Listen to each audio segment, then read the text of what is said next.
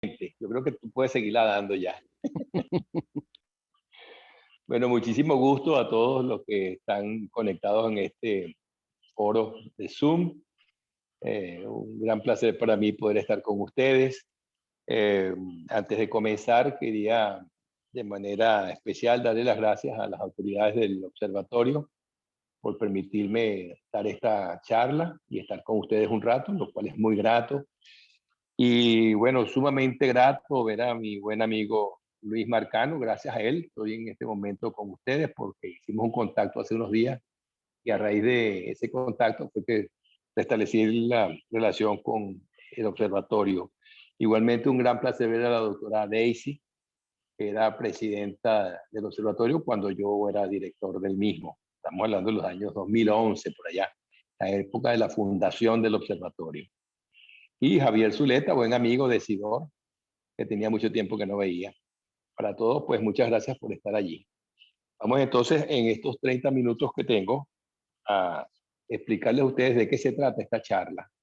Les voy a hablar de dominio de la tecnología. Este es un método para determinar cuál es el grado de dominio que tenemos de las tecnologías. Esta es una metodología 100% venezolana. Se concibió en Sidor hace unos 20 años, 23 años, en el Sidor que producía unas 5 millones de toneladas de acero por año. Era una época de oro de Sidor, con altos niveles de producción, etcétera. Y la presidencia, la junta directiva decidió concebir una herramienta que nos permitiese saber a dónde estábamos parados nosotros con respecto al dominio de las diferentes tecnologías que que se utilizan en Sidor. Esta metodología se consiguió después de 10 meses de trabajo de un grupo de 18 ingenieros de diferentes ramas de la formación. Y bueno, es una metodología que realmente a mí me parece una herramienta fundamental para ser aplicada en cualquier empresa u organización. Cualquier tipo de empresa puede aplicar esta metodología y el resultado va a ser realmente muy bueno porque, entre otras cosas, eso es fundamental, lo decía Roy, nos va a permitir saber cuánto sabemos nosotros del proceso productivo en el cual estamos inmersos, en la empresa en la que estamos. Y ese es el primer paso, saber dónde estamos para poder establecer un plan de acción que nos permita superarnos e ir al grado de dominio deseado. Vamos a ver la siguiente lámina.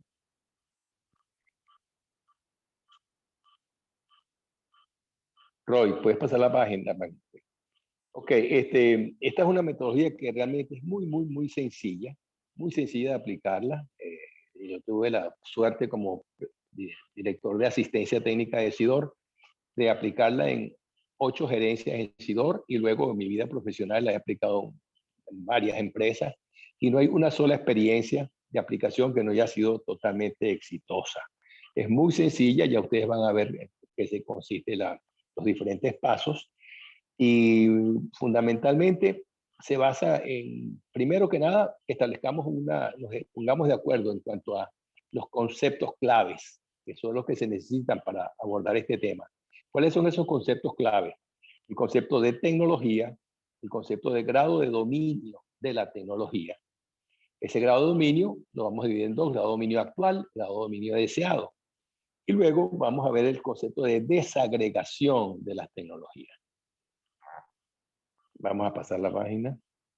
La aplicación de esta tecnología en las diferentes empresas trae como, en todos los casos, ha dado un aumento en la producción que ellas tenían, un mejoramiento en la calidad de sus productos y sobre todo un aspecto muy interesante que es el de la revisión de las estructuras organizativas de la empresa, de la organización. A raíz de su aplicación, sale automáticamente la revisión de los organigramas y un mejoramiento para una mejor eficiencia de la empresa. Fundamentalmente vamos a ver, como dije antes, el concepto de tecnología, el grado de dominio de la tecnología, vamos a ver el concepto de desagregación de la tecnología y finalmente vamos a hacer la valoración de cuánto sabemos de la tecnología. ¿Cuál es el grado de dominio que tenemos de esa tecnología? Primero que nada, pues vamos a empezar por definir lo que es tecnología, que es el conjunto de conocimientos científicos y o empíricos aplicados a procesos de transformación de insumos en productos y a la optimización y desarrollo de dichos procesos en la gestión de la empresa. Esto es fundamental, la definición de tecnología. Entonces es el conocimiento aplicado en la transformación de insumos en productos. La tecnología es un producto que se diría pues de la aplicación en un proceso determinado para lograr un producto, y al mismo tiempo pues la tecnología como producto que es puede ser comercializado, vendido, robado, y su origen puede ser científico o empírico, producto de la experiencia de aplicación de la tecnología. Entonces esta es la definición fundamental. Tecnología es el conocimiento aplicado para poder transformar insumos en productos. Pasa, Roy.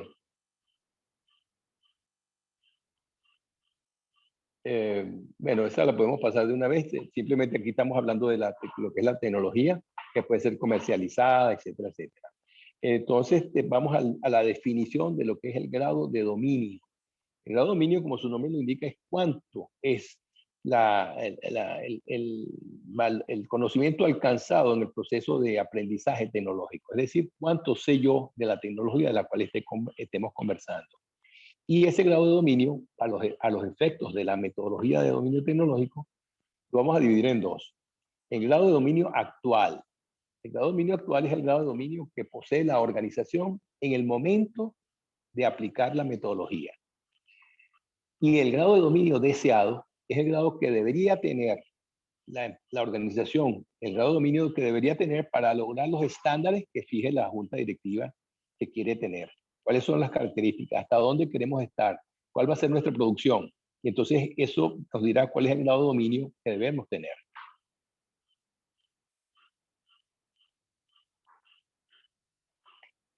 Ahorita vamos a pasar un rato, vamos a definir los 5 niveles de dominio de la tecnología que existen. Es importante pues, porque si no tenemos la valoración de cada uno de los pasos de lo que es la tecnología, no podremos entonces darnos un valor de dónde estamos y a dónde queremos ir.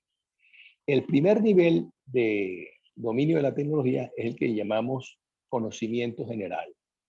El conocimiento general no es más que yo sé que existe esa tecnología, pero sé que se utiliza en otras áreas, pero no conozco más nada de ella. Ese es el conocimiento general. Un ejemplo de eso podría ser las operaciones con rayos láser en los ojos. Yo sé que es una tecnología que se aplica y está muy utilizada ahorita, pero yo no tengo la menor idea no puedo decir nada de esa tecnología, solamente sé que existe, así como la carrera aeroespacial, por ejemplo. Uno conoce que existe esta tecnología, pero es un conocimiento general.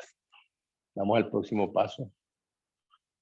El primer paso de la primera evaluación, el nivel 1, como dije antes, va de 1 al 5. El primer nivel es la utilización simple de la tecnología. La característica fundamental de la utilización simple es que se posee la tecnología, se utiliza, se consume, pero la tecnología es adquirida de fuentes externas.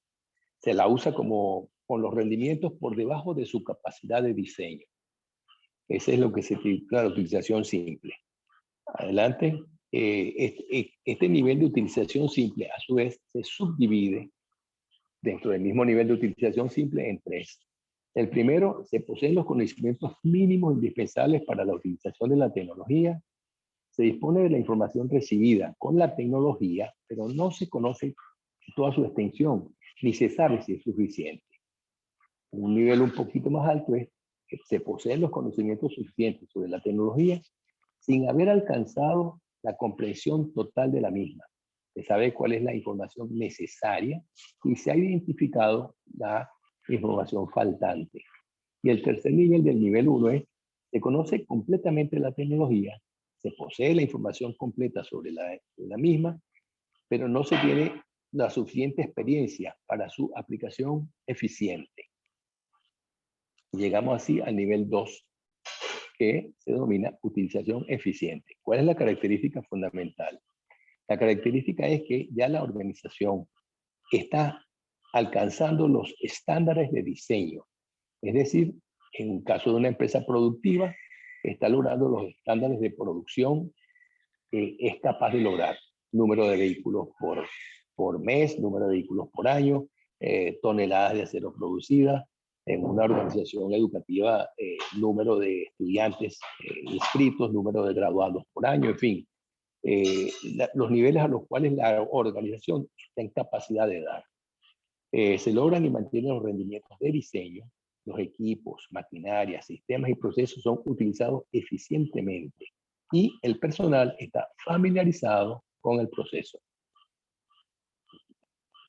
Llegamos al nivel 3, que se denomina mejoras. ¿Qué significa esto? La característica es que se pueden hacer modificaciones de diseño y mejora en los estándares. Es decir, se cuenta con criterios adecuados para seleccionar la tecnología que se desea adquirir. El personal es capaz de modificar la tecnología y superar los estándares superiores de diseño. Es decir, el personal conoce también las herramientas, las maquinarias, que es capaz de modificarlas para poder aumentar la producción o introducir alguna variación dentro del mismo producto, un mejoramiento. Eso es lo que se denomina mejoras. Y llegamos al nivel 4 de dominio de la tecnología, que lo denominamos aplicación innovadora, innovación. La característica fundamental es que se puede extender la aplicación a nuevas áreas y problemas. El dominio de la tecnología permite que el personal tiene un grado de dominio tal de la tecnología que la puede aplicar y transmitir cabalmente a terceros. Es el momento donde se puede transmitir a terceros. Y también posee la experiencia necesaria para realizar modificaciones que permitan obtener otro producto o darle nuevas aplicaciones. Eso es lo que se llama aplicación innovadora. Voy a hacer un pequeño paréntesis aquí, porque yo he observado que se habla mucho de innovación y se habla de tecnología e innovación. Son dos conceptos que están absolutamente ligados. La innovación no es más que una etapa de dominio de la tecnología que se está utilizando. Y tenemos que entender entonces que podemos hacer innovación una vez que hemos dominado el nivel 1, el nivel 2 y el nivel 3.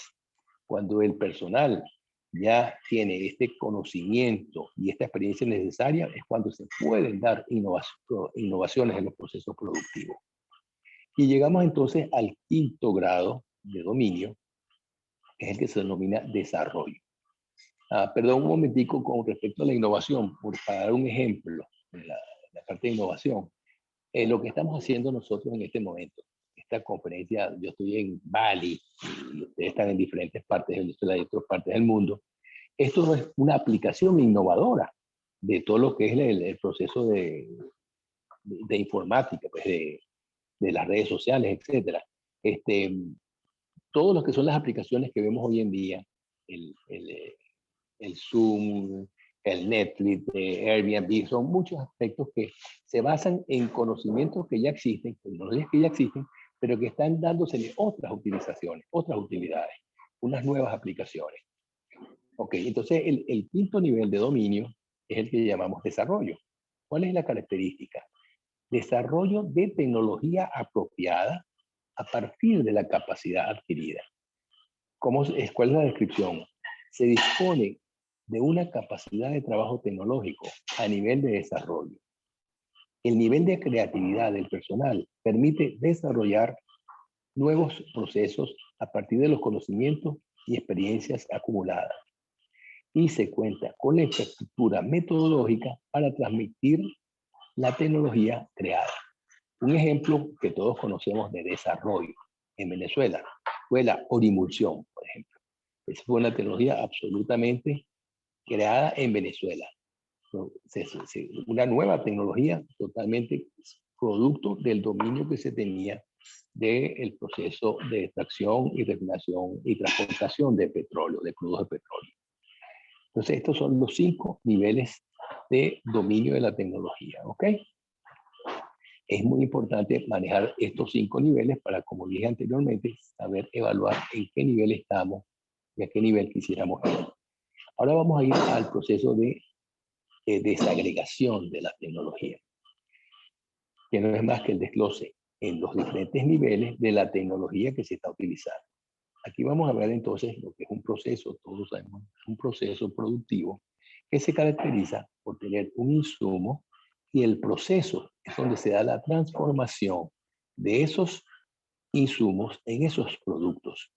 La tecnología entonces es el conocimiento aplicado a ese proceso que nos va a permitir transformar insumos en productos. Y aquí viene la desagregación. El proceso principal puede a su vez desagregarse en diferentes subprocesos. Proceso 1, subproceso 2, subproceso 3, subproceso 4, etc. Eso va a variar de cada organización, de cada tecnología, pero lo que sí es cierto es que podemos desagregarlas. Y en cada desagregación vamos a tener un insumo y un producto. Y cada subproceso va a tener una tecnología propia de ese subproceso. Y ese proceso a su vez se van a poder ir desglosando cada vez más. Se van desagregando las tecnologías y se genera como una especie de árbol donde están los diferentes procesos que tienen que llevarse a cabo uno a uno para que se pueda dar el proceso principal.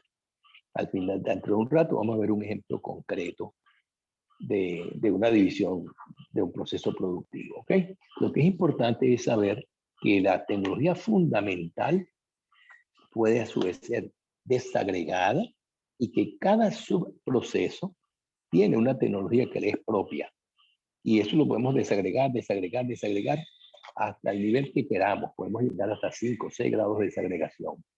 Y vamos a llegar hasta las tareas más sencillas de la organización. Ese es el proceso de desagregación. Sigamos adelante.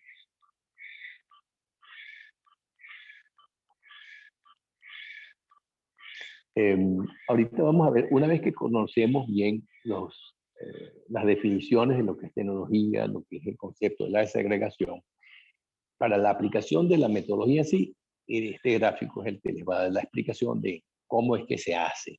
Aquí tenemos la tecnología 1, que es la tecnología fundamental del proceso, llámese aceleración, llámese fabricación de harina, llámese fabricación de automóviles, y entonces tenemos las tecnologías desagregadas.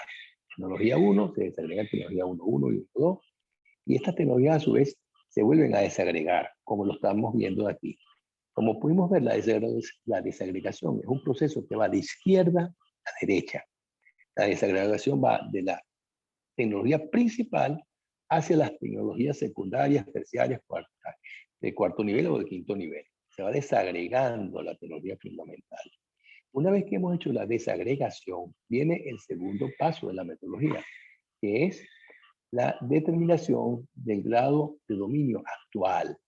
Para nosotros poder saber cuántos dominamos nosotros la tecnología en nuestra organización, en nuestro proceso, tenemos que empezar a evaluar en qué nivel estamos desde el 1 hasta el 5 en las tecnologías más alejadas a la desagregación, hacia las tecnologías más básicas. Como lo podemos ver allí, estamos evaluando en la última rama, tenemos 2 y 3, y al tener 2 y 3, vamos a tener como el análisis nos va a permitir poder dar la evaluación de cuál es el valor de la tecnología 1.1.1, que en este caso es 2.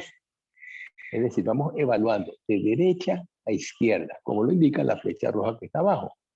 Este es un ejercicio que tiene que ser realizado por el grupo de trabajo de la organización como un todo, porque estamos evaluando cuál es el grado de dominio de la organización. Y la organización no es más que un conjunto de personas agrupadas alrededor de un proceso productivo. De manera que la metodología implica tener reuniones de los diferentes grupos para poder, entre todos y por consenso, determinar cuál es el grado de dominio que tiene la organización. Y es así como vamos a ir llegando a estos numeritos de derecha a izquierda, donde vamos viendo que en función de la valoración que tengamos, si tenemos 2 y 3 en la parte superior, evidentemente en la tecnología 1.1 no podemos tener 4, ni 1. Tenemos que tener un valor que esté entre 2 y 3. Así llegamos como en la tecnología de segundo nivel, estamos en 2 y 2. Bueno, tenemos que entonces el nivel de dominio que tiene nuestra organización es el 2. Entonces tenemos el diagnóstico del grado actual. Ya eso nos da una gran información a la organización porque sabemos dónde estamos parados frente a una escala del 1 al 5 y donde, como vimos anteriormente, el proceso de eficiente e innovación está en nivel 3 y nivel 4. Esta desagregación y esta valoración también nos da mucha ayuda en el sentido de las estructuras organizativas, porque la organización se va a estructurar, la podemos estructurar con base a los procesos que en ella se dan. De manera que esta desagregación nos da una idea muy, muy buena de las diferentes estructuras que debe tener nuestra organización para que de una manera coordinada se puedan dar todos los procesos. Una vez que hemos hecho el nivel de grado de dominio actual, hemos hecho el nivel de grado de dominio actual, vemos a la izquierda que esta organización, por ejemplo, quiere pasar de un nivel de 2 a un nivel 3. Entonces, en función del nivel que yo deseo, al cual yo deseo llegar en mi tecnología principal, voy a un proceso que va de izquierda a derecha nuevamente. Si yo quiero tener ese valor en la tecnología principal, ¿qué tengo que hacer yo con las dos tecnologías que sustentan a esa tecnología principal? Pues tengo que planificar cuál es el nivel de dominio deseado que yo quiero para las tecnologías 1.1. En este caso vimos que vamos a llevarla de 2 a 3 y de 2 a 4. Una vez que hemos hecho ese paso para la tecnología 1.1, vamos entonces más a la derecha a ver cuál es el grado de dominio deseado que tengo que tener en las tecnologías 1.1.1 o 1.1.2 para poder tener ese 3 en la tecnología 1.1. Y así sucesivamente vamos del nivel de dominio deseado, tengo que ver cuál es el grado de dominio que tengo que tener en las tecnologías que me lo sustentan para poder garantizarlo. Por eso es que el nivel de grado de dominio deseado es un proceso que va de izquierda a derecha. Teniendo esto, ya la organización está en capacidad tiene el diagnóstico de dónde está, tiene el panorama de a dónde quieren estar, y entonces lo que surge de inmediato, el último paso, es la elaboración de un plan de transición. Como lo ven en la flecha, ese plan de transición tiene que ser desarrollado de derecha a izquierda. Es decir, tenemos que comenzar a trabajar en el proceso de elevación del nivel de dominio en las tecnologías más desagregadas. Solamente logrando un mayor dominio en las tecnologías más desagregadas es que vamos a poder ir logrando un mayor grado de dominio en la medida que vamos yendo hacia la izquierda, en las tecnologías más modulares. Entonces, ese plan de acción lo fijará la organización primero con base a varios criterios. Pues, en primer lugar, el gap, la diferencia, la distancia que haya entre el grado de dominio actual y el grado de dominio deseado. Y también, pues, por la longitud de todo el proceso que tiene que darse desde el nivel más desagregado hasta el nivel principal.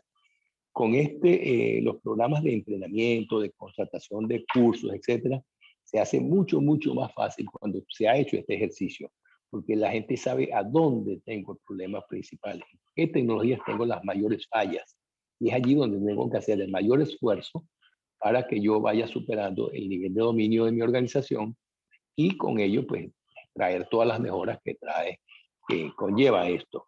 Entonces, en este gráfico que tenemos aquí, vemos el resumen de lo que es la metodología.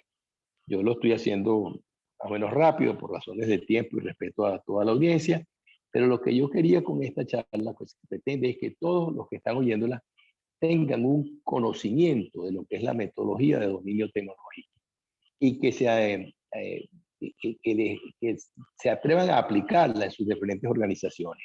Esta es una metodología que se puede aplicar en el trabajo que estamos, se puede trabajar en nuestros problemas personales, en el logro de mis objetivos que quiero lograr yo. Tiene una aplicación realmente grande y es muy, muy, muy útil para la solución de los problemas que se tienen en la organización.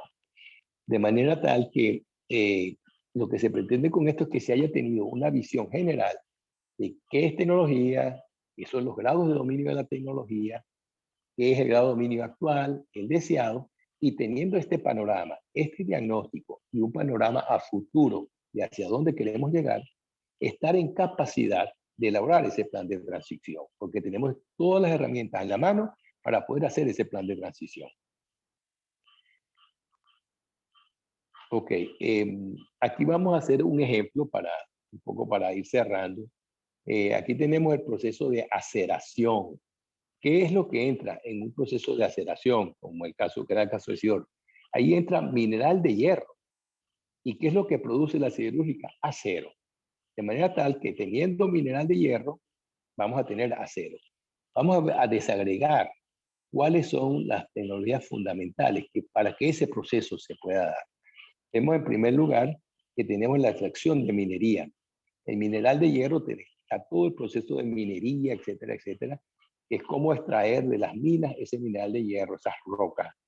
Y en segundo lugar, tendría la peletización, que es ese mineral ya llevarlo a nivel de pellas, que son esas pelotitas redonditas, donde ya el mineral está más enriquecido y está preparado para el siguiente proceso, que es el de reducción directa. Adelante, reducción directa. Esas pequeñas pelotitas de hierro, de mineral de hierro, son reducidas, es decir, se les extrae el oxígeno que tiene. La reducción es un proceso que es el inverso de oxidación. La reducción le quita el oxígeno a las pellas y hace que haya un mayor tenor de acero en las pellas. Y luego la reducción va directamente a los hornos para hacer el acero propiamente líquido, el acero líquido, y luego ese acero líquido va a la última etapa del proceso, que es la laminación. Ese acero líquido se convierte en tubos, en planchones, en alambrón, etcétera, etcétera. La laminación de ese acero. Entonces, esto es a manera de ejemplo y lo podemos hacer con cualquier proceso que ustedes tengan en mente, la empresa que ustedes tengan, la organización que ustedes dirijan, el observatorio, un restaurante, una fábrica, lo que ustedes tengan, se le puede aplicar perfectamente esta metodología. Se pueden desagregar los procesos y se pueden identificar las tecnologías propias de cada proceso y subproceso. Y con eso, pues, ya podemos, como dije antes, lograr el plan de acción para poder tener los resultados positivos que tenemos en nuestra empresa. Bueno, eso es la metodología que quería presentarles. Estoy absolutamente agradecido, como dije antes, por su presencia y estoy además a la orden vía Zoom para profundizar en esto o dar una charla específica a una empresa u organización que ustedes lo desean. Siéntanse en libertad de comunicarse conmigo, que con mucho gusto haremos una charla como esta o un poquito más larga quizás, pero ya específica para una empresa con un problema específico, una producción específica. Ahí está mi correo, y está mi WhatsApp, que están activos ambos. Estoy completamente a la orden para dar la charla esta nuevamente y si la organización pues está interesada en aplicarla, si lo ven que es interesante aplicarla, pues con muchísimo gusto ya se podría hacer un proceso para su aplicación a través de Zoom. Este es un proceso que toma del orden de entre 2 y 4 meses la aplicación de la metodología en una empresa. Así que bueno, estoy nuevamente, les digo nuevamente a la orden y estoy además a su disposición por si tienen alguna pregunta, observación. Estoy absolutamente a la orden para que lo conversemos.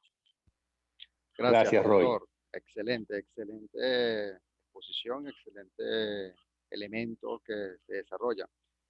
Bueno, como dije anteriormente, el chat ya se encuentra activo. Por favor, pueden hacer sus preguntas a través del chat para yo servir de puente y dársela al doctor Jorge Llanes para poder generar una pequeña disertación al respecto. Pero, profe, hasta ahora no hay duda, no hay preguntas. Creo que hay muchas dudas, pero no veo que hayan preguntas relacionadas al tema. Entonces, lo que vamos a hacer es darle la palabra al profesor Nelson para Ok. que él empiece a hacer su actividad. Este, y bueno, lo que hay felicitaciones de Ornella Martínez. eh, este, ya va. que la profesora Cruz Barreto, por favor, de, desactive. Entonces, Yanemelo le establece le da las gracias. Y bueno, vamos a proceder a darle la palabra al doctor Nelson para que pueda este, activar y empezar su ponencia. Por aquí tengo una Creo que pregunta. Ya. hay unas Ah, preguntas, sí, hay unas preguntas. ¿hay una pregunta? Ok, vamos a ver. Eh, ¿En cuántos niveles, ese Ginger Serrano, en cuántos niveles se desagrega las tecnologías? Bueno, en Profesor. 5 niveles, como lo vimos en la exposición. Va del nivel 1 al nivel 5. Y cada nivel tiene su característica que está explicado y lo pueden repasar como esta charla creo que la están grabando y la van a guindar en el portal de YouTube del observatorio, porque claro, pasamos un poquito rápido por encima de ella, pero allí pueden ver con mayor calma la descripción de cada uno de los 5 pasos, de los 5 niveles de dominio. Perfecto. Hay una pregunta de la profe Anabela Molero. Dice, gracias Jorge, excelente presentación. Estaré en contacto para aplicar esta metodología a mi emprendimiento. De la compañera Yemery, de Reles Onti, dice, profesor, ¿tiene algún conocimiento si esta metodología se ha aplicado a la industria petrolera? Sí, esa fue aplicada en la refinería de Puerto de la Cruz. En ese momento, el, el gerente de refinación de Puerto de la Cruz era Nelson Martínez, quien conoció la metodología y me llamó para que la aplicásemos en Puerto de la Cruz. Se aplicó en la refinería de Puerto de la Cruz y con excelentes resultados, por cierto. Ok. Bueno, más felicitaciones, excelente presentación. No veo otra pregunta al respecto, profe. Vamos a ver. Ajá, Bueno, muy bien. Olga Lucía Roldán, la profe, creo que está en Lara. Ella dice, Uh-huh. excelente presentación, gracias. Debería aplicarse a los procesos actuales de educación a distancia. Ella expone eso. Exacto. ¿Qué opinión tiene usted al respecto? Sí, fíjense, me parece excelente. Como yo dije antes, mire, esta metodología puede ser aplicada a cualquier proceso productivo. Esto, enseñanza a distancia, está muy, muy, muy de moda con el tema del COVID, pero es que estamos seguros de que aunque el COVID pase, la educación a distancia está tomando una fuerza enorme, que aunque haya libertad de movilizarse, estoy seguro que la educación a distancia va a tener cada vez más fuerza. Entonces, ¿cuál es el proceso de la educación a distancia? Tengo un alumno que quiere aprender sin que esté presente físicamente. ¿Cuál es el producto de ese proceso? Este señor, este alumno, habiendo aprendido, habiendo adquirido el conocimiento sin que haya estado presente. Ese es el proceso fundamental. ¿Cuál es la tecnología allí? Tecnología educativa a distancia. Entonces, esa tecnología educativa a distancia hay que subdividirla en diferentes procesos, en subprocesos, que se me ocurre a mí, por ejemplo. Captación de alumnos. Segundo, manejo de tecnología. Yo tuve que, para mí esta es una de mis primeras experiencias con Zoom. Entonces hay que aprender a manejar todas las herramientas que existen, como es el Zoom, por ejemplo, para poder hacer manejo a distancia. Tercero, formas de evaluación. La forma de evaluación va a cambiar muchísimo con la tecnología a distancia. Comprobación de aplicación del conocimiento adquirido, métodos de interrelación alumnos-profesores. Todo eso son subsistemas, subprocesos que se dan dentro de la tecnología a distancia. De manera que para responder de manera concreta, es perfectamente aplicable a la educación a distancia. Y estoy seguro que va a dar muy buenos frutos. Creo Ajá, que Javier decía algo sí, por sí, ahí. sí, pero la profesora Olga, quien va a ser ponente en la parte de género el próximo 17 de marzo, ya para que se vayan conectando a esa fecha. El insumo también deben ser para los docentes formados en pedagogía y tecnología en relación a lo que es educación a distancia. También hace esa acotación. Y Sí, sí. Xavier Zuleta, él explica, él dice, bueno, en el gráfico de la metodología aparecen eh, dos tercios y otras fracciones indicadoras. ¿Podrías aclarar? Claro. No es 2/3. El numerito que aparece primero es el grado de dominio actual. ¿Cuánto domino yo actualmente esa tecnología? Y el 3, el numerito que está debajo, indica cuál es el grado de dominio que yo quiero desear, que yo quiero obtener. El grado de dominio deseado. Cuando tú tienes 2/3, significa que estás en un nivel de dominio 2 y que tú aspiras a llegar al nivel 3. ¿Me explico? A eso que se refiere. Ujú. Creo que pasé un poquito rápido la exposición. La profesora Ginger vuelve a preguntar, ¿este método direcciona a la estratificación y división del trabajo? ¿Puedes repetir, por favor? Este método, el que usted explicó, Sí, direcciona a la estratificación y sí, división del trabajo. sí, sí, sí, por supuesto. Este, Cuando uno aplica esta metodología en cualquier organización, uno va a ver reflejado, de acuerdo a los procesos, que los procesos tienen que ir en cadena para que se dé el producto, tiene que haber una división del trabajo, porque para empezar, los insumos, por ejemplo, el que compra, allí hay una división. La compra es un proceso complejo, tiene que haber personas especializadas en comprar.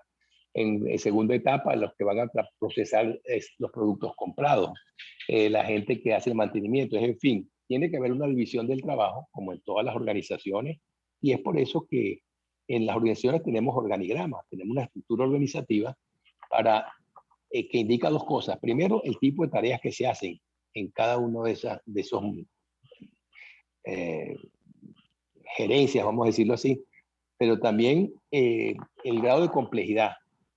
¿Se maneja un nivel de tecnología complejo de alto nivel o es básico? De manera que el organigrama, como ustedes recordarán, el organigrama se parece mucho al gráfico de la desagregación, pero es vertical en vez de ser horizontal. Perfecto, perfecto. Entonces, vamos a cerrar con una última pregunta y le damos paso al profesor Nelson para que esté frente al Okay. debate. Excelente exposición. Fabiola Artúzar, de nuestra coordinadora de contenido de las revistas que tienen de producción de contenido, la revista del Observatorio, pregunta, ¿dicha metodología lleva en algún momento a plantear nuevas formas de disciplinas emergentes? Sí, sí, porque cuando se hace el grado de dominio deseado y ya tú tienes cuál es el grado de dominio actual, tú te vas a conseguir de que vas a necesitar personal que de repente tú no tienes o que vas a tener que abordar una disciplina que no la tienes en tu organización y vas a necesitarla. De manera que sí, de allí te va a salir clarito cuáles son las necesidades de incorporación de personal que va a tener la organización, de incorporación de personal o de formación del personal ya existente. De manera que sí, eso es así. Yo quisiera acotar, hablando ya de otra cosa, que, bueno, conozco bien el observatorio, guardo gratos recuerdos del observatorio y creo que el observatorio está llamado a cubrir un rol fundamental en Venezuela, en el desarrollo de Venezuela. Y creo que sería muy, muy, muy interesante si el observatorio propone la aplicación de esta metodología, porque estoy seguro que es tan sencilla y da tantos buenos frutos que sería un hit para el país que el observatorio impulsara una iniciativa de este tipo. Gracias, muchísimas gracias, profe.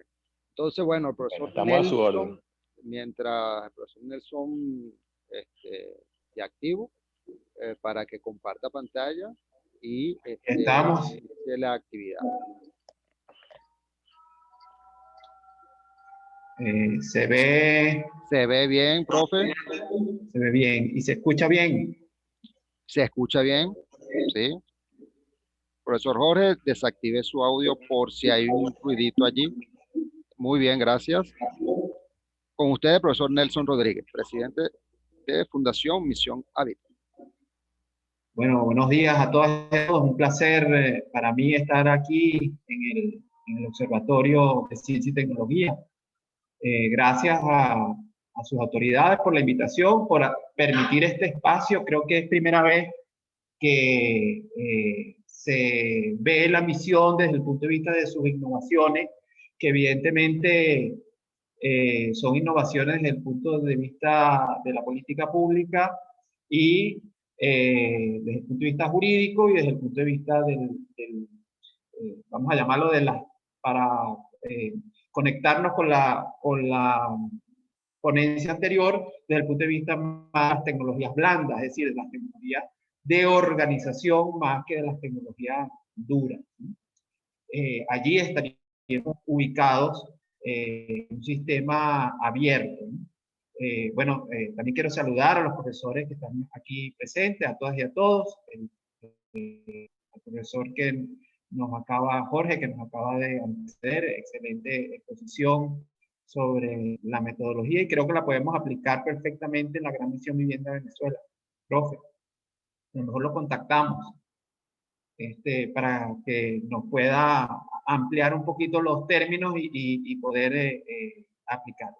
Bien, bueno, la ponencia se llama Innovaciones en el Sistema de la Gran Misión Vivienda Venezuela. Es decir, la Gran Misión Vivienda Venezuela, tengo que aclarar que, bueno, que fue una estrategia del comandante Chávez en el año 2011 para afrontar un problema que fue sobrevenido, que fueron las lluvias del año 2010, que quedaron cerca de 100.000 familias sin viviendas. Por supuesto, de la población más vulnerable de nuestro país. Y en esa oportunidad, todos los ministerios nos convertimos, estábamos en ese momento en el Viceministerio de Vivienda, nos convertimos en una especie de refugios, ¿no?, dentro de las oficinas, que fueron adaptados para eso. Recuerdo que nuestro actual presidente era canciller y todo el edificio de la Cancillería se convirtió en un refugio y la gente estaba trabajando desde su casa. Sucedieron cosas como esa. Entonces, la misión, bueno, en ese aspecto súbito de las lluvias del año 2010 y con la preocupación que venía en el alto mando del gobierno, representado en el comandante Chávez, bueno, la preocupación que había por el tema de la vivienda.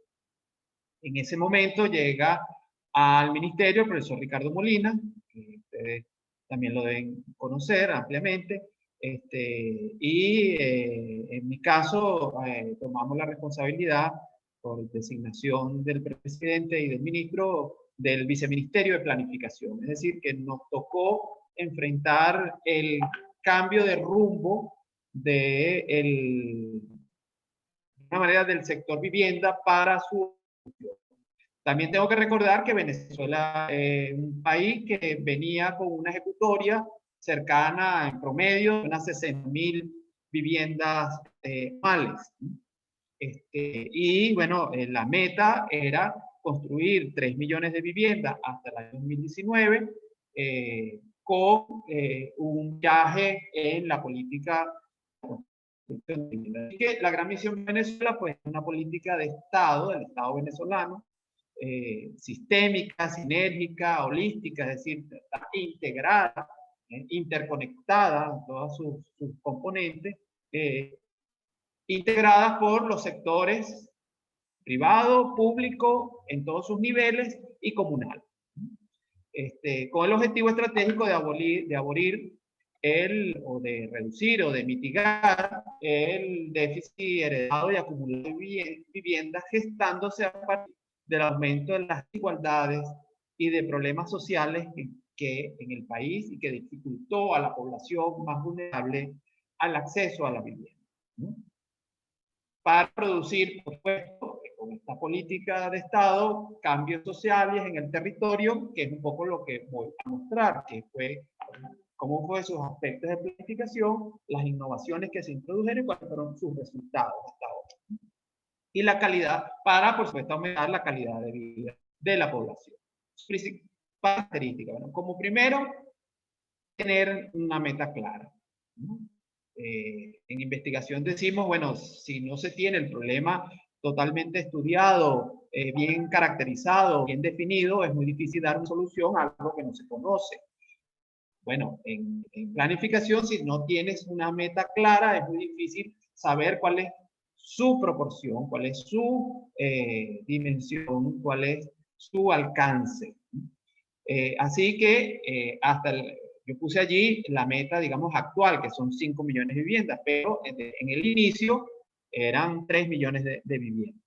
Requiere de una planificación detallada para materializarse. Esta planificación es constante, ¿no? Constante, no es una planificación, digamos, anual, que se hace sobre todo a principios, finales del año o principios del siguiente, y esa planificación tiene que constantemente, semanalmente revisarse, actualizarse, ¿no? Y conducirse para que el vaya, digamos, sobrellevando los problemas que la van afectando, bien sean problemas nacionales o internacionales incluso, como las sanciones hoy día. Y bueno, y la acción tiene que ir reconduciéndose para poder sortear esos problemas que se van presentando, tanto desde el punto de vista, como digo, desde el punto de vista de político nacional, como desde el punto de vista de su ejecutoria, hasta cómo llega el cemento a una comunidad. Por eso requiere de mucha conducción operativa en todos los niveles y de todos los participantes para lograr el impacto positivo y el cumplimiento de las metas. Requiere de la participación activa de todos los sectores sociales, políticos, económicos y productivos del país. Busca la transformación del hábitat con inclusión social, o sea, con protagonismo de las propias personas.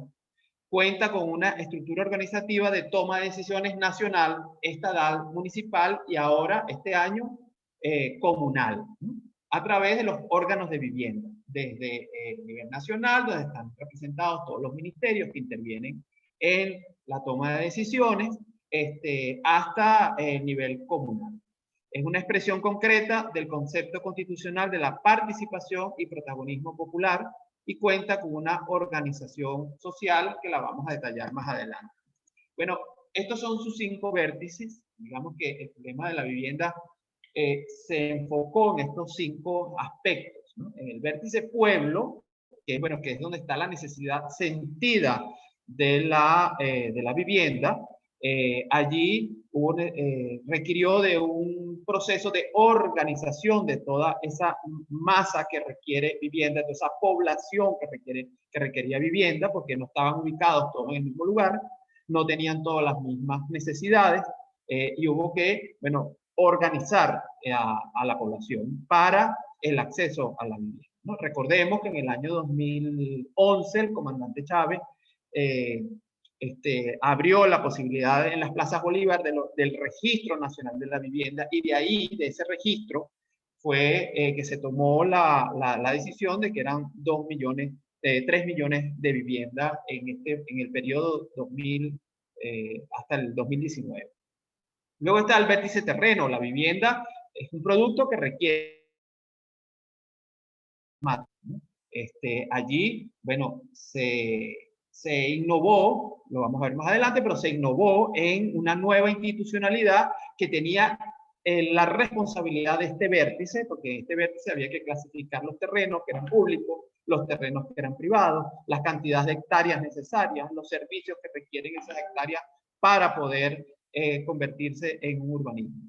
Luego está el vértice financiero, que garantiza los recursos. Allí también hubo innovaciones importantes, hubo una nueva institucionalidad a través de las leyes del país, y se innovó en un tema que es que a través del fondo, ¿no? El fondo nace en PDVSA, y se tenía el petróleo como garantía, y de esa manera se emitían unos bonos que posteriormente los bancos que manejaban carteras hipotecarias para la vivienda compraba y con ese recurso la misión podía realizar las construcciones, financiar las construcciones. Esa era una de las maneras cómo se obtenía financiamiento. Otra, por supuesto, la tradicional, a través de los presupuestos de inversión.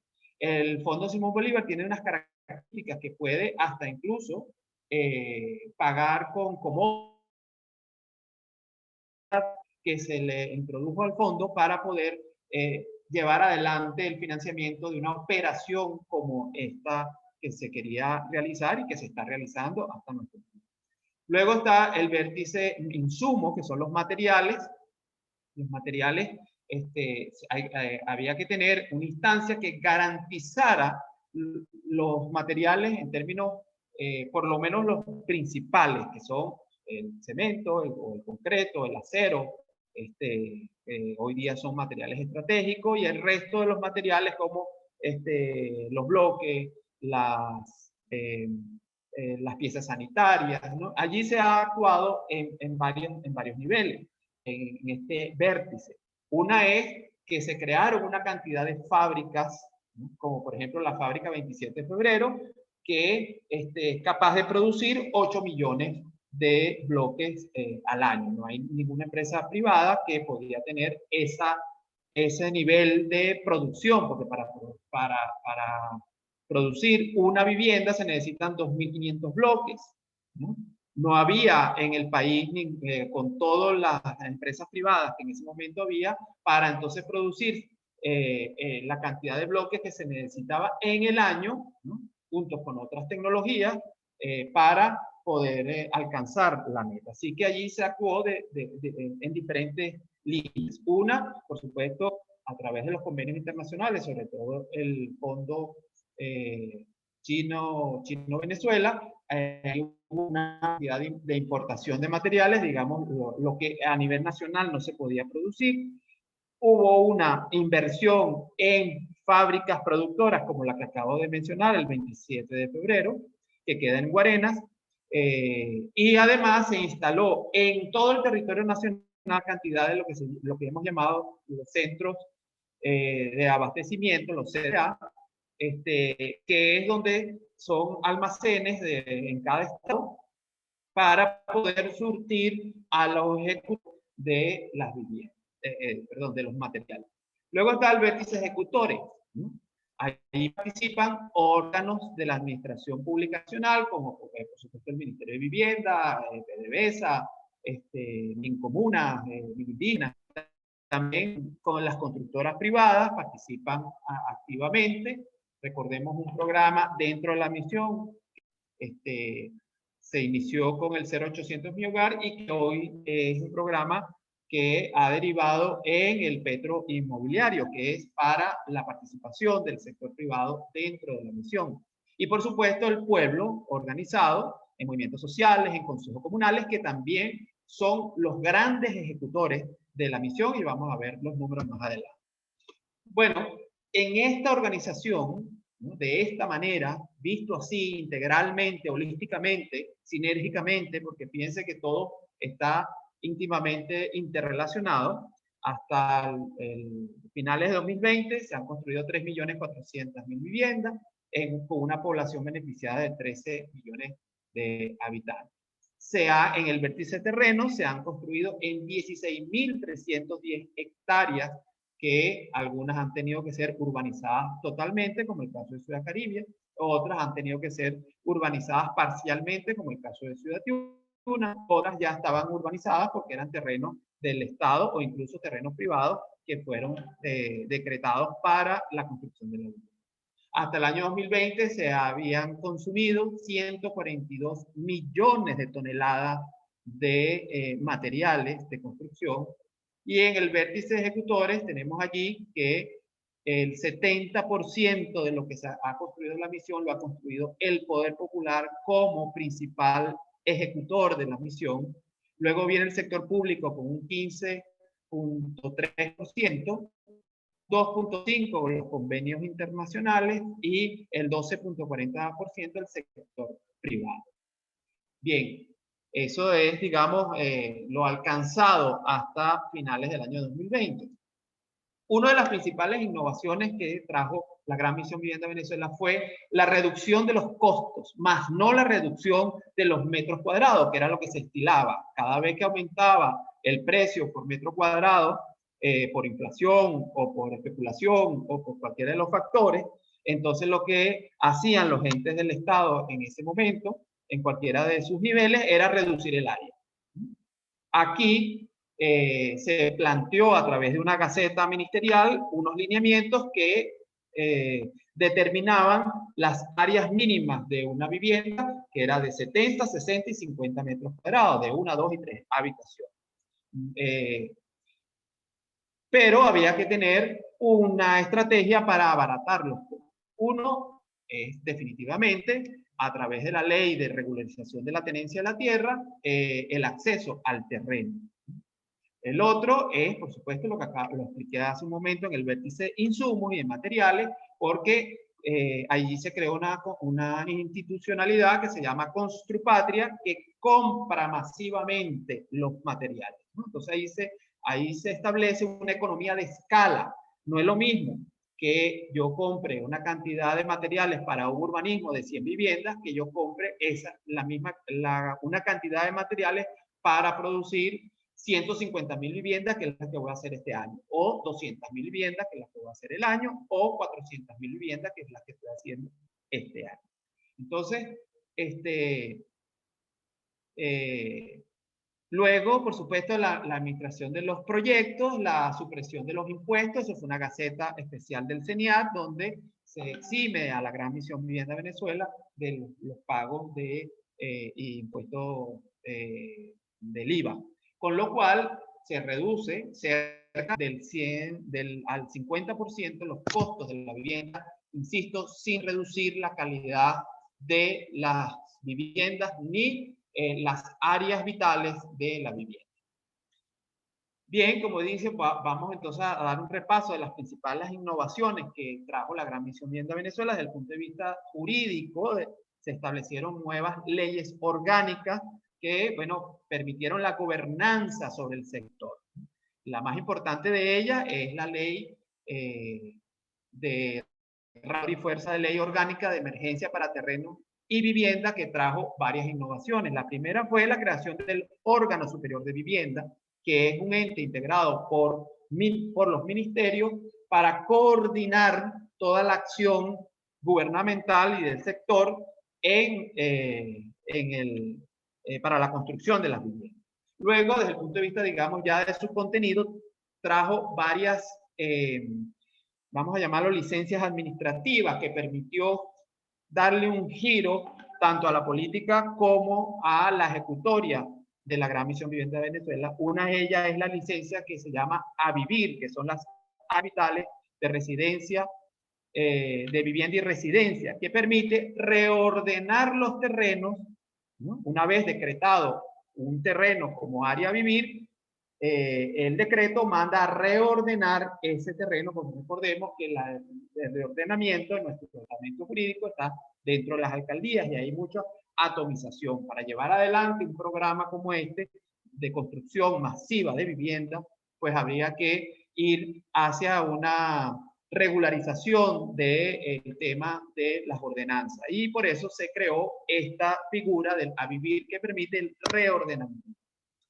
Esta figura de la vivir, inclusive, uno puede, el Ejecutivo Nacional, el presidente de la República, puede inclusive hasta decretar una ciudad completa a vivir.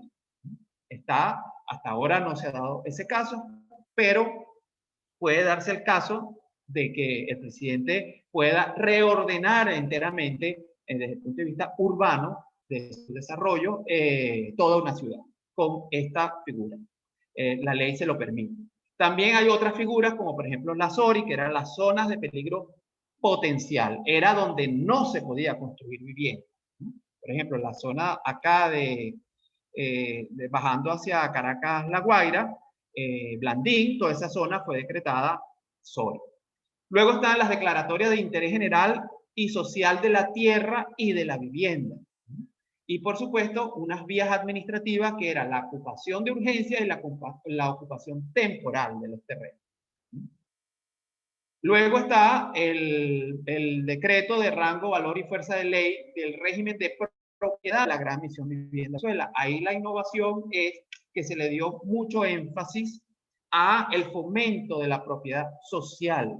Recordemos que en Venezuela actualmente existen tres vamos a llamar las figuras, corregir el término, ¿no? Tres formas de propiedad: la propiedad pública, la propiedad privada y la propiedad social. Bueno, la vivienda es considerada una propiedad social, la vivienda y sus terrenos. Entonces allí se establecieron dos títulos de propiedad. Uno que es la propiedad familiar, que recae sobre la vivienda, y otro que es la propiedad multifamiliar, que recae sobre los terrenos, el inmueble y las áreas comunes de la edificación.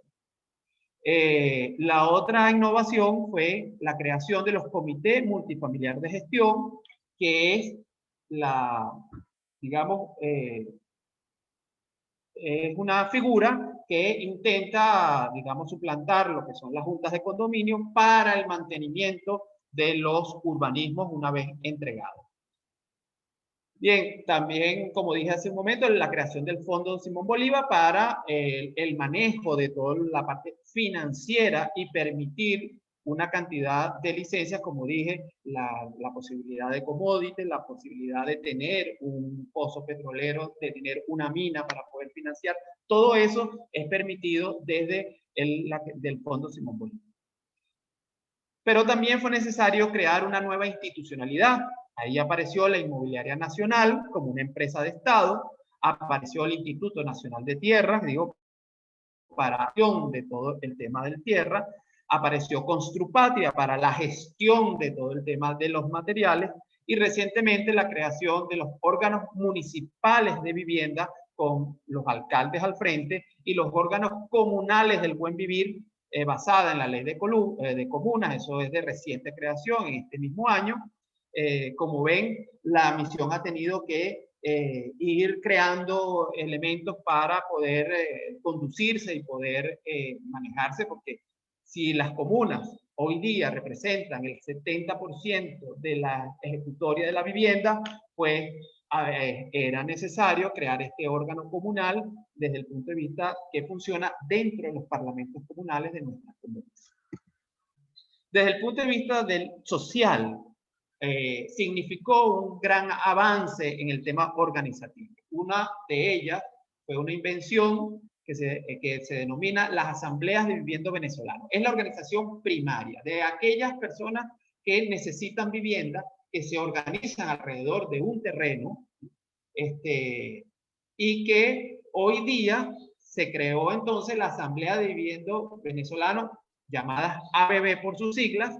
Hay en el país 1.496 ABB activas en el país, alrededor de terrenos, y se ha creado recientemente una figura que se llama la ABB Construye, es decir, la autoconstrucción llevada a unos términos más amplios de lo que hasta ahora se ha llevado, lo cual nos ha obligado o hemos requerido de conformar, y eso lo estamos haciendo este año, de un programa de formación en conjunción, porque varios estados lo están haciendo, el INSE también lo hace, las instituciones del estado que lo hacen, pero fue necesario establecer algún tipo de política que integrara a todas estas instituciones para fomentar y promover el tema de la autoconstrucción, que, como vamos a ver, no solamente es de casas unifamiliares.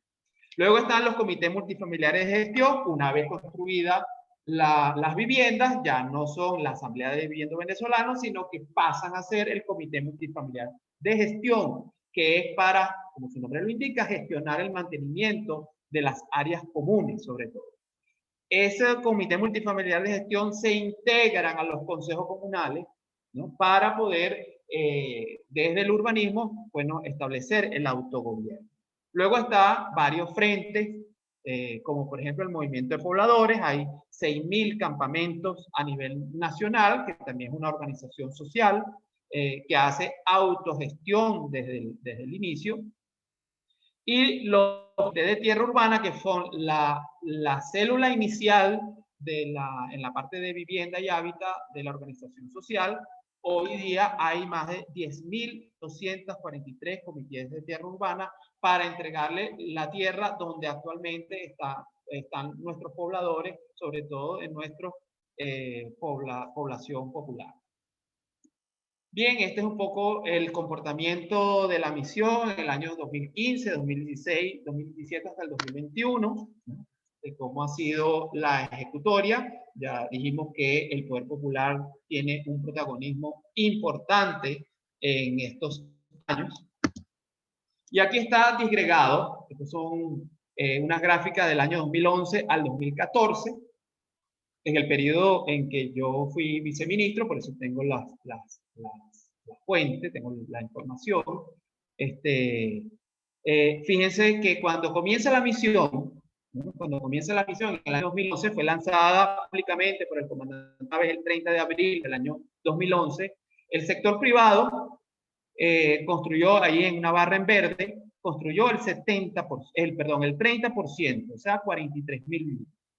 El sector público, que en ese año fue el que más ejecutó, 39%, 56.000 viviendas. Y el poder popular, marcada en la barra roja, un 32% con 46.000. Pero fíjense ya que 2012, 13 y 2014, que ya comenzaba a haber efectos importantes desde el punto de vista económico, el que duplica a los otros entes ejecutores es precisamente el poder popular organizado en los diferentes frentes, organizados en los diferentes ABB y organizados en los diferentes consejos comunales y comunales. Esta es la gran, punto de vista, por supuesto, la gran innovación de la gran misión Vivienda de Venezuela. Quien ha hecho el milagro es el poder popular organizado. El año 2012 realizó 89.000 viviendas y más cerca fue el sector público con 58.000 viviendas.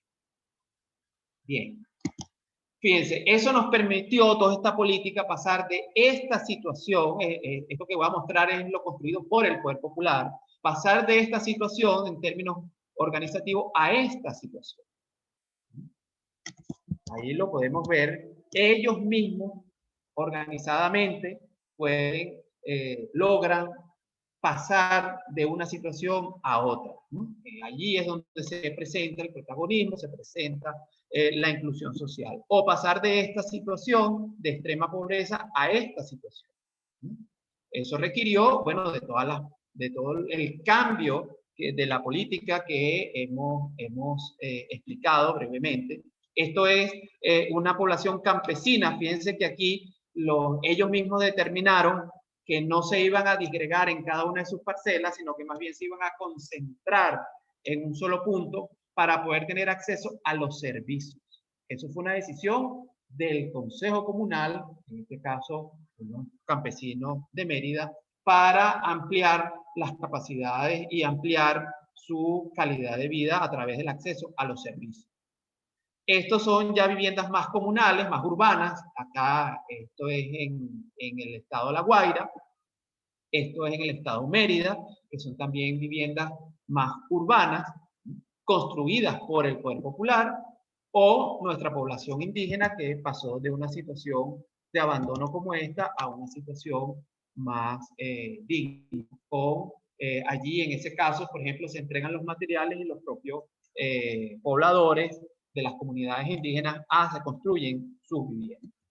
O ya aquí en Caracas, el movimiento de pobladores, por autogestión y autoconstrucción, ha sido capaz de realizar edificaciones multifamiliares. Esto lo pueden ver en la avenida Francisco de Miranda, es el urbanismo Campo Rico, allí más al lado del centro comercial La California. Es decir, y se ha dado desde el punto de vista urbano situaciones como esta. Esto es el área más pobre del estado de La Guaira en el año 2010, donde habían situaciones como esta, situaciones de rancho, inclusive en peores condiciones de las que yo estoy mostrando aquí, y hoy día hay un rescate de toda esa zona que es María Abajo, que es la parte de atrás del aeropuerto nuestro aeropuerto internacional Simón Bolívar. Es decir, que ha sido no solamente una actuación desde el punto de vista puntual de la vida, sino que también se ha ido a un rescate y una transformación urbana de las áreas intervenidas. Bien, desde el punto de vista de los entes públicos, estas son las intervenciones que son más que todo urbanismo de baja altura, como lo establece el Plan de la Patria, ¿no? De alta densidad y baja altura, ¿no? Y el concepto de ciudad que se introdujo como Ciudad Caribia y con la construcción hasta ahora de 2.560 viviendas, aunque Ciudad Caribia está planificada para ser una ciudad de 20.000 viviendas, y igual Ciudad Tiuna, que fue un convenio internacional. Allá tuvieron 3 delegaciones: la delegación china, la delegación bielorrusa y la delegación a través de financiamiento internacional. Bueno, bien, hasta aquí creo que estamos bien de tiempo para escuchar las preguntas e interrogantes que se pudiéramos tener. Yo puedo decir como ejemplo que la forma hasta ahora socialista afrontar el problema que tienen mucho, pero tienen costos. Eso es lo que ha permitido la construcción de todas estas edificaciones que han ido para nuestro pueblo. Muchas gracias. Excelente, doctor Nelson. Bien, muy interesante su disertación, el tema. Hay varias preguntitas aquí, por supuesto, con el tema de la vivienda, del hábitat como tal, un tema neurálgico. Hay preguntas que van desde elementos de primera mano como elementos asociados a distintas variables asociadas a la parte de innovación. Entonces, bueno, la compañera de los ONTI, encargada de todo lo que es la parte de las redes sociales, ella nos pregunta, vemos el esfuerzo del Estado en dar continuidad de entrega de viviendas cada jueves pese al bloqueo. Quisiéramos saber si se continúa tomando en cuenta el registro de la Gran Misión Vivienda y el 0800 Mi Hogar para la adjudicación de estas viviendas. Y si se piensa hacer alguna actualización a estos registros para incorporar más personas.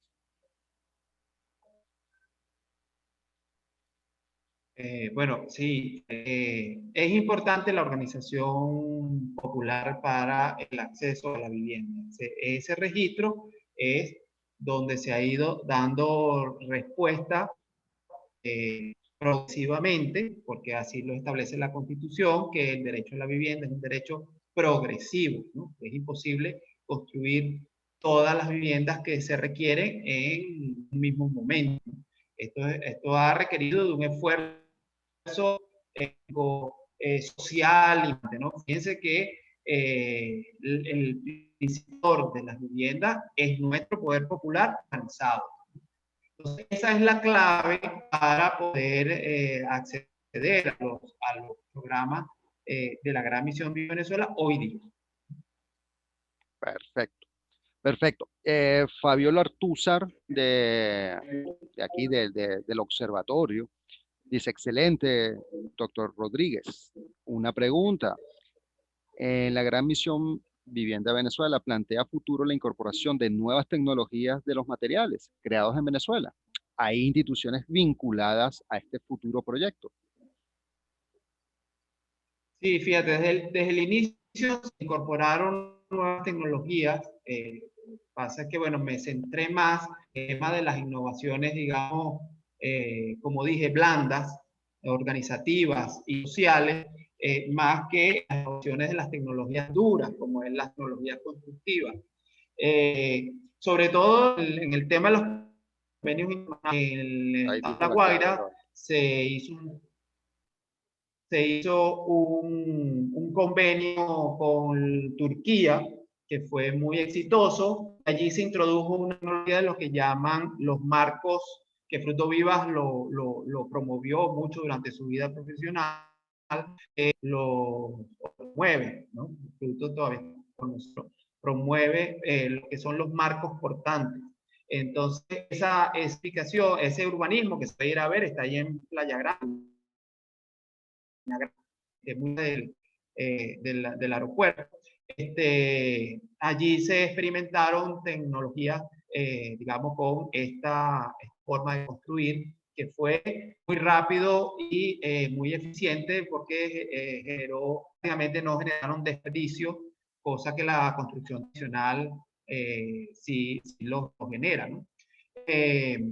También nuestro propio pueblo ha innovado en algunos elementos. Por ejemplo, en el Barquisimeto hay unas comunidades muy cerca de la ciudad que construyen con adobe estabilizado, es decir, que van desde tecnologías como muy avanzadas, como comenté, de los turcos, con tradicionales que han sido pues, reinterpretadas para su aplicación en vivienda.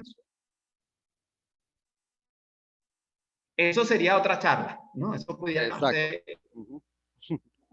hacer otra charla si consideran de todas esta serie de innovaciones en el materiales y los sistemas constructivos.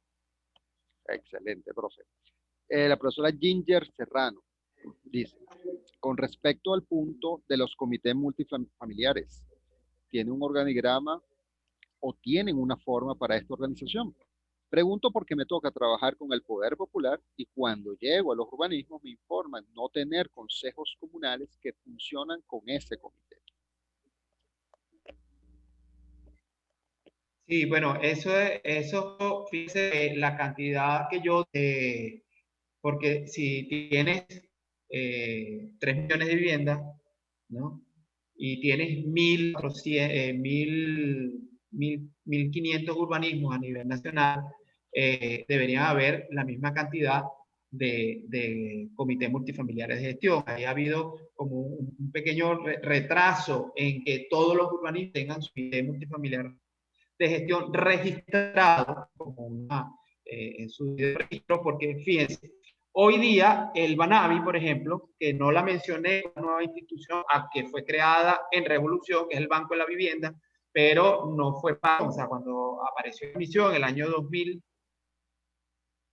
el Banavi fue creado. El Banavi hoy día tiene un programa que se llama Credi Habitat, ¿no?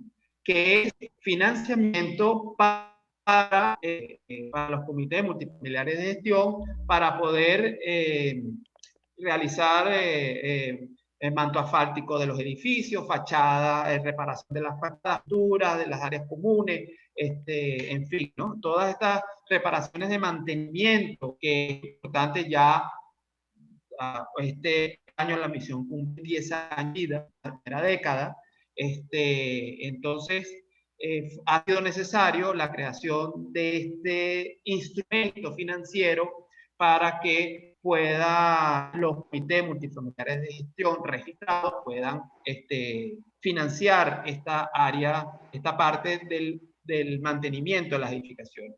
Esperamos que con este, digamos, incentivo, nuestro pueblo siga organizándose para, digamos, abarcar la totalidad de los urbanismos con sus comités multifamiliares de gestión. Que se hace por edificio. Además, cada edificio tiene que tener, está en la ley contemplado, el edificio tiene que tener comité multifamiliar de gestión. Perfecto, perfecto, profe. Novi Solórzano, participante de la comunidad de aprendizaje, Simón Rodríguez Onti, pregunta, ¿en cuál tipo de innovación se vincula este programa? A su criterio, por supuesto. Yo creo que sí, bueno, intenté definirlo al principio, dije que es una innovación, un sistema abierto que permite conducción, ¿no? Para poder adaptarse a las diferentes circunstancias que año a año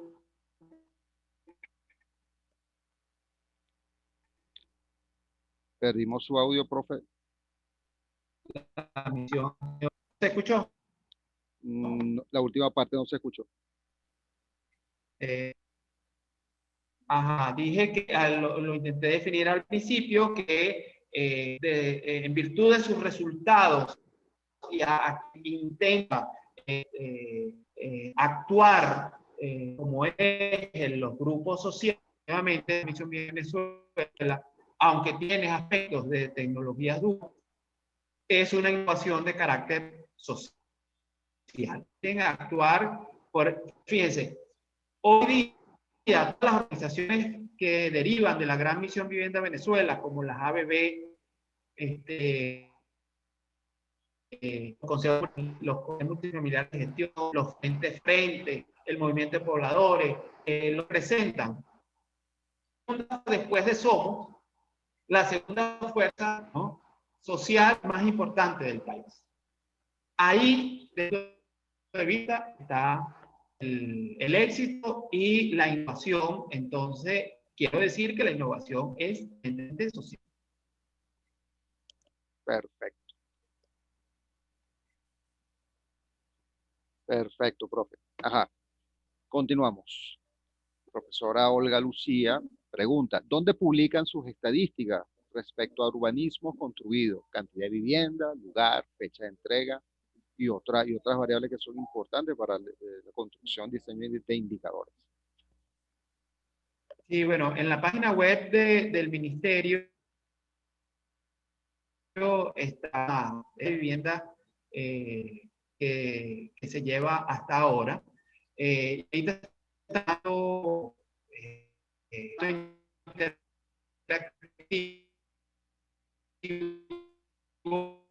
organismo dentro del territorio con sus características, ¿no? Como una, y para seguir desarrollando la misión. Nada quiere con cada juez de vivienda, ¿no?, semanalmente. Y cada cierto tiempo, cuando se llega a una cantidad importante de viviendas acumuladas, participa nuestro presidente, ¿no? Entonces, esto requiere de un esfuerzo cada vez cada vez mayor. Y a lo mejor eso ha consumido un tiempo para dedicarle a otros aspectos, como por ejemplo de pero usted va por todo el nacional, por territorio nacional, 50 y va a encontrar urbanismo de la Gran Misión. Perfecto, profe.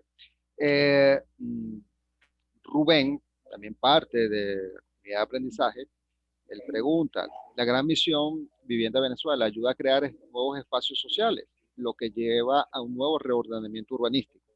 ¿Cómo ve este proceso a futuro?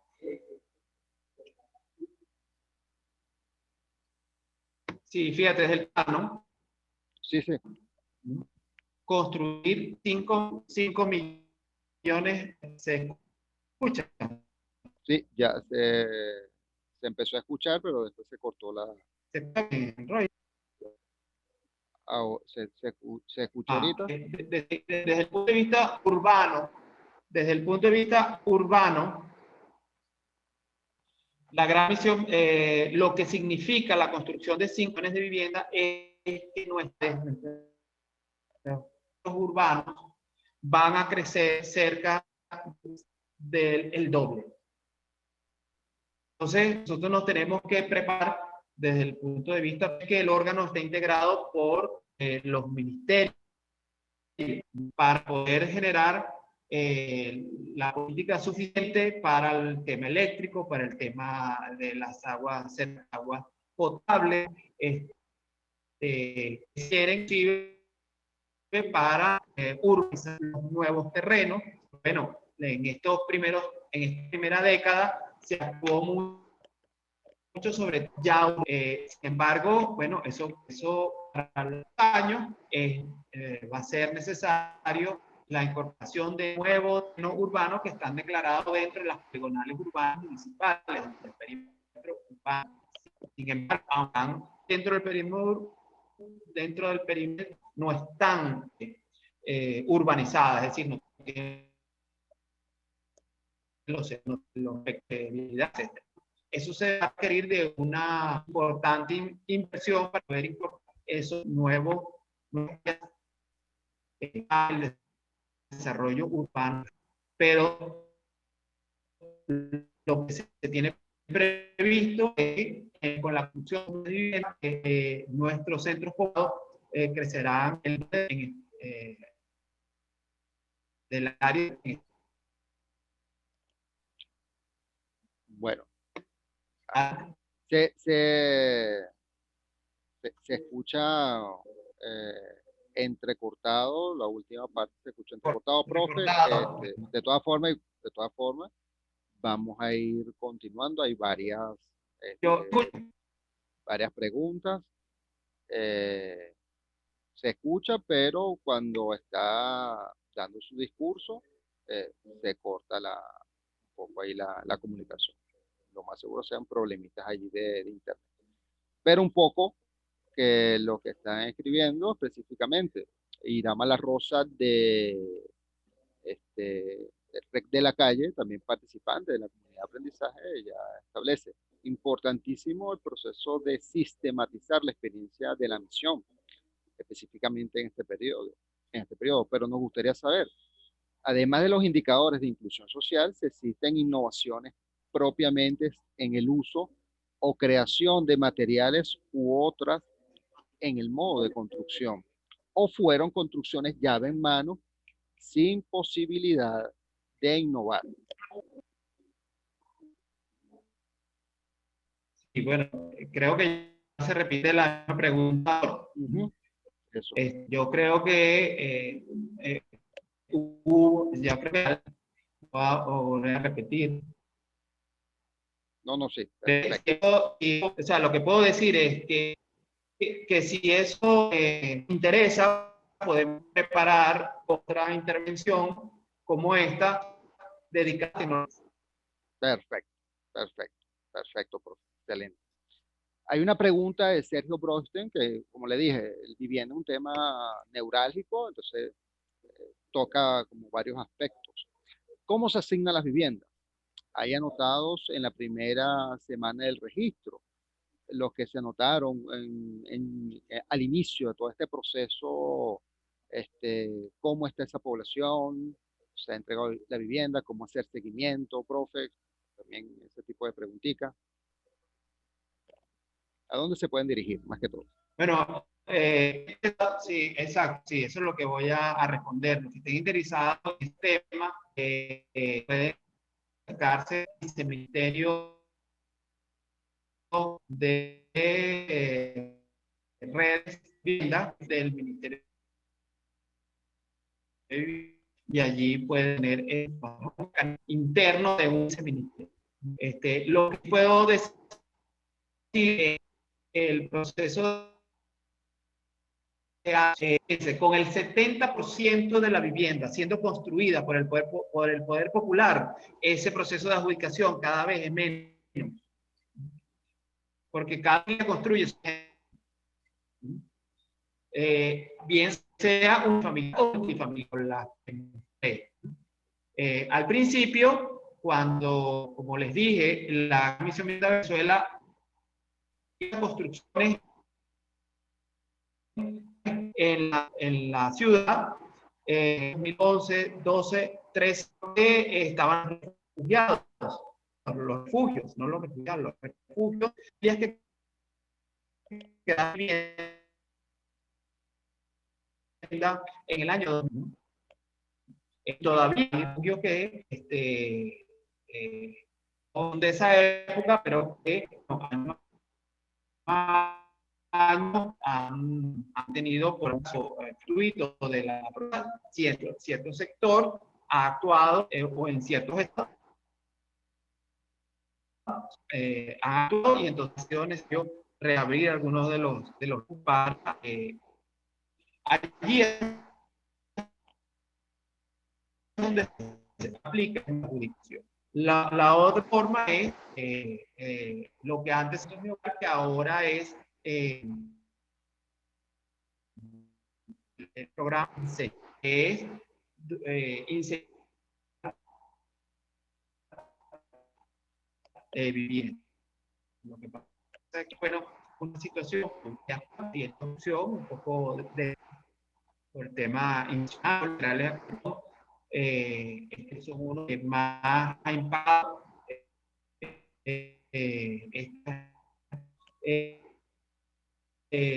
los materiales eléctricos, todos los materiales eléctricos en su mayoría son importados, porque esto ha impactado con dureza y con fuerza el tema de la sanción.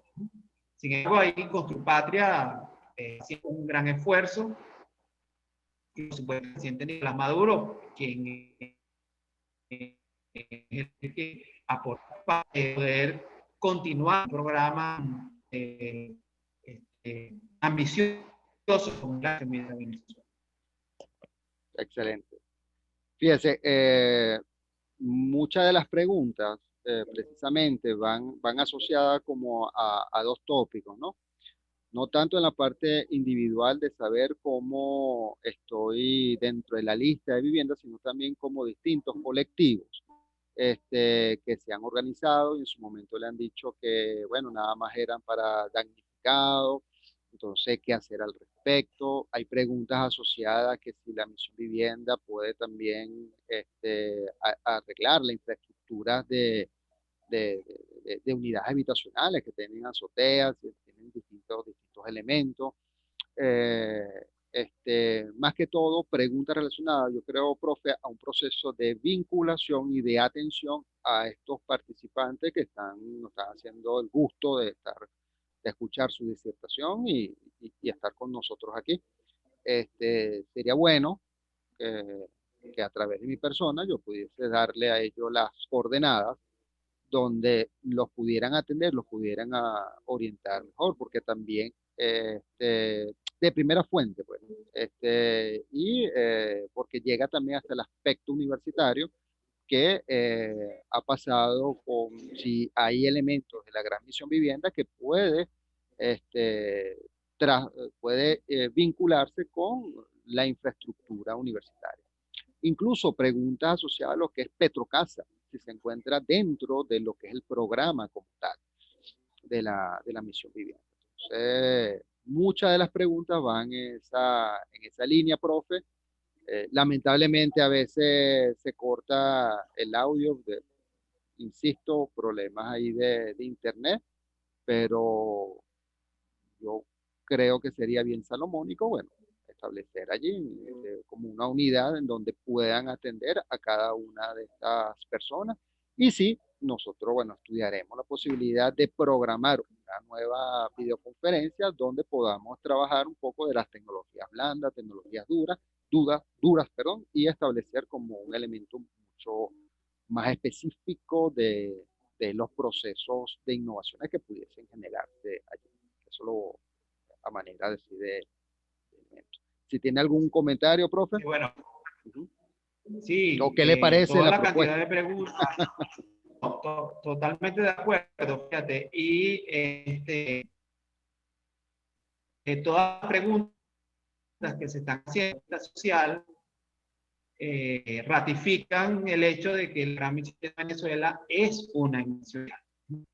Porque, bueno, ha ido fundamentalmente al bien. Por eso genera tanta... yo estoy seguro que si hubiésemos hecho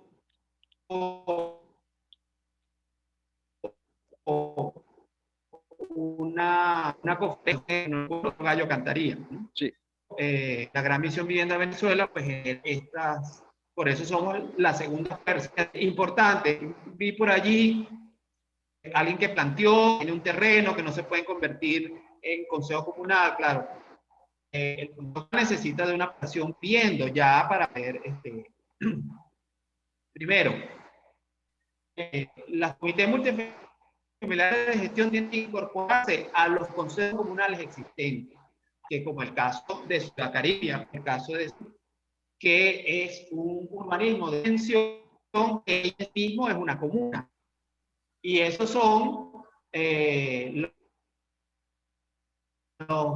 los urbanismos tan, digamos, a convertirse en una ciudad comunal por su dimensión.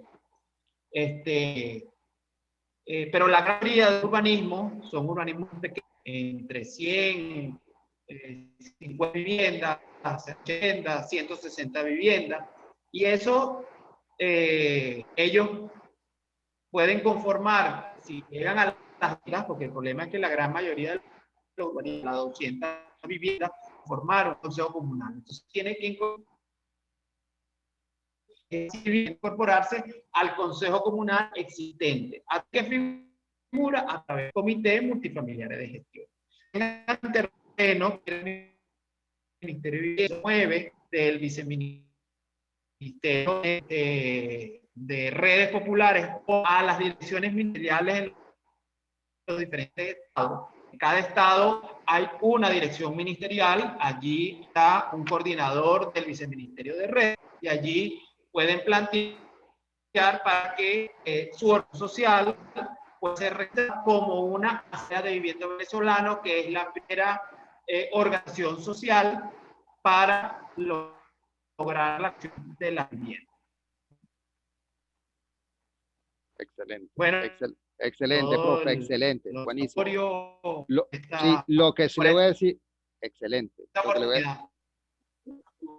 Excelente. Le voy a decir a todos nuestros invitados, participantes, que escriban su correíto, el chat igual, de igual manera, ciertas preguntas yo se las voy a pasar al profesor Nelson, él me dará allí las coordenadas para yo enviarle a cada uno de los participantes de hoy las distintas dudas que se le presentaron y él los pueda orientar de una manera mucho más asertiva. Entonces, bueno, a continuación le voy a dar la palabra a mi jefe, el doctor Carlos Sabarce, director ejecutivo del ONTI, para que dé las palabras de agradecimiento al profesor Nelson y al profesor Jorge. Jefe, active su audio.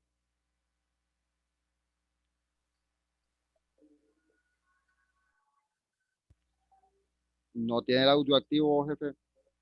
Actívelo. Sí, lo tengo, pero me quedé sin un momento. Carlos Sabarce. Ok.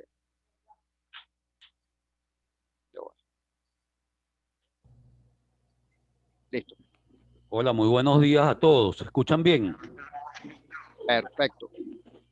Sí, bueno, se escucha fuerte y claro. Ok. Bueno, quisiera agradecer en nombre de la ministra Gabriela Jiménez y de la doctora Grisel Romero, presidenta del Observatorio Nacional de Ciencia, Tecnología e Innovación, la deferencia que han tenido el doctor Jorge García y el doctor Nelson Rodríguez en hacer un alto en su apretada agenda para acompañarnos en la mañana de hoy con dos atinadas intervenciones que nos invitan a repensar las nociones prevalecientes en materia de innovación para apuntar en la dirección de develar prácticas en uso que se vienen ejecutando desde diferentes instancias y sobre todo aquellas que ejecutan organismos del Estado venezolano como es Misión Vivienda, que en momentos en que estamos siendo sometidos a una agresión multidimensional, multiforme y no convencional, nos convocan a redefinir la noción tradicional de innovación, de manera de incorporar el vocablo de social. Y en ese sentido, desde el Observatorio Nacional de Ciencia y Tecnología, nosotros estamos promoviendo este debate, el debate de la innovación social, con miras a visibilizar ideas novedosas en términos de productos, procesos y servicios que se están gestando desde múltiples niveles a lo largo y ancho del país, como les digo, en momentos en que estamos siendo sujetos de agresiones de diversa naturaleza, que entonces nos invitan, insisto, a repensar las nociones prevalecientes en materia de innovación. Y en tal sentido, desde el ONTI estamos promoviendo este debate. Queremos que nos sigan acompañando todos ustedes en estos foros que habilitan un espacio para la reflexión y una disertación que nos pone en los bordes del debate tradicional en materia de innovación, y eso cobra mayor sentido cuando nosotros en este momento estamos tratando de formular el concepto nacional de innovación social que nos apunte, que nos permita posteriormente darle el paso a la creación de una suerte de índice nacional de innovación social para poder registrar nuestras innovaciones y para poder con ello entonces a través de indicadores visibilizar todos estos procesos que se vienen dando a lo largo de la geografía nacional. Bueno, con esta palabra reitero el agradecimiento para los ponentes, eh, acertadas disertaciones con las que ustedes nos han ilustrado en la mañana de hoy. Doy el agradecimiento también a todos los asistentes, quienes hicieron un alto en su agenda para acompañarnos, y felicito a Robigan por la moderación que ha tenido para con esta actividad en la mañana de hoy, y con ello, bueno, doy por concluida la actividad, deseándole que tengan, bueno, buen provecho, buen apetito y muy buenas tardes. Adelante, Gracias, Robigan. jefe. Gracias, jefe. Entonces, bueno, queda aquí están nuestras redes sociales. No se olviden seguirnos por nuestras redes sociales y recuerden, todos los miércoles tenemos actividad del ciclo de foro, y marzo va a estar dedicado a mes de género. Ya le estaremos enviando para que se registren y por supuesto participen. Agradecido. Que tengan feliz tarde.